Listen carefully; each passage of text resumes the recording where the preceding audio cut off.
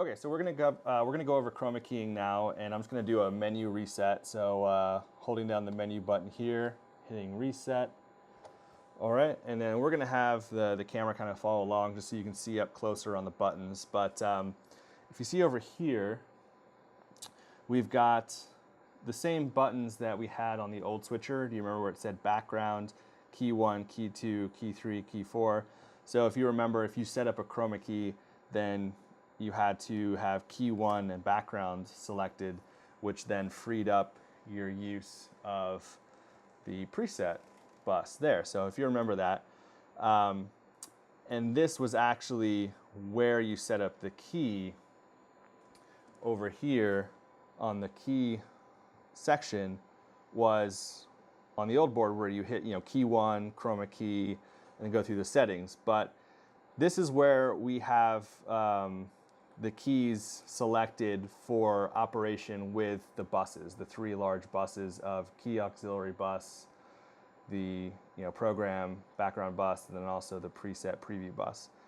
So it's the same concepts, just remember that you have to have background and key 1 selected. But key 2 could be a CG, key 3 could be a digital video effect. So that's where those are selected. But we're actually going to be using these right here, which are right above the key auxiliary bus. It's key 1, key 2, key 3, and key 4. These are select buttons. So this is how you set up the process of chroma keying. And so what's cool is that key 1, actually, if I get off of it, you can see that key 1 is actually yellow. And so when I hit key 1, all of the key auxiliary bus buttons show up as yellow. And then you can see that key 2 shows up as green. I can select that, and now all of these are green, and so on. 3 is blue, 4 is purple. So that's really helpful. So it's kind of color coded, so you can just see, you have to know, which one you're in. So key 1, if they're yellow, I know I'm in key 1. So to set up a chroma key, what I'm going to do is I'm going to select key 1, and then over here, see that you want the same thing as before. I want key 1 to be a chroma key. So I'm going to select chroma key. And then if you see here, if you go to the screen, if that shows up on the screen, you have the same options. I have advanced or basic mode. I have my color selection. So I want to go over to green for using the green screen in Studio One, or if you're using the blue curtain, you want to use blue. So I'm just turning this knob, same as before. And then you have the initiate button, same as before. So if you remember on the key auxiliary bus, here, you want to select which camera you're using. What is your overlay? What are we removing the color green or blue from? So we'll select camera 3, and then what do you want your background to be? And that shows up here on the background bus, which is also the program bus, and I can select CG as my background. And then I'll come up here, the last step, if you remember, was hitting initiate.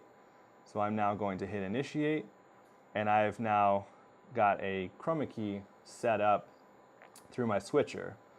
So again, I hit key 1 select. I want it to be a chroma key. And then I select which camera I want to remove the green or blue from on my key auxiliary bus. I select which background I want to have here on the background bus here. And then I come up here, I can hit basic or advanced mode, or I do which color, so blue or green, and then I hit initiate. So I've now got my chroma key set up. And then if you remember, you have to then come over here to the transitions, and then you can either hit the cut button or T-bar over, and you've got your chroma key now in program.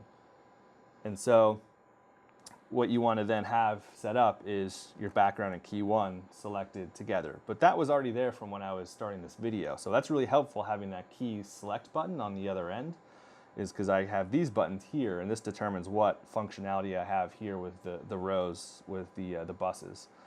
So what's really helpful here is that I now have a key cut or a key auto, so I can actually turn on and off my chroma key by just cutting or keying it on through what the auto is set to, and that would be a dissolve, or it could be a wipe, digital video effect, so on. So that's really helpful, and that's more for when you're overlaying graphics. You can just cut it on, or key auto. And then in this screen here, it shows you what you're keying, what key 1 is set to, and that's camera 3.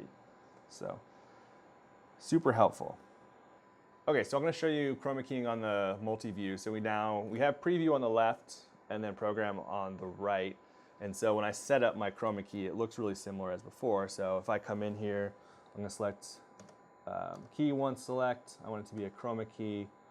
I'm going to select camera 3 because that's a cool wide shot of camera 3 right there. That's a cool wide shot of the green screen. And then as my program or my background bus, I'm going to select a graphic here. All right, and then if I go back to chroma key, I get my settings. It's going to be green, and then I hit initiate. So you see the chroma key show up on preview, and you remember the last step is just bringing it over to program. So that's the chroma key setup. And what's cool is there's actually a button, and you'll find it by the chroma key section. There's actually a show alpha. So this is actually showing me the alpha channel, so you can see kind of how well you're lighting this green screen, and also how much of that green that goes onto the floor. I mean, there's so much green going onto the floor. So if we went out there and we had no green on our clothes, then I'd obviously blend in, and I'd be standing right over Texas on the floor. So that's what it looks like on the screen. It's the same workflow.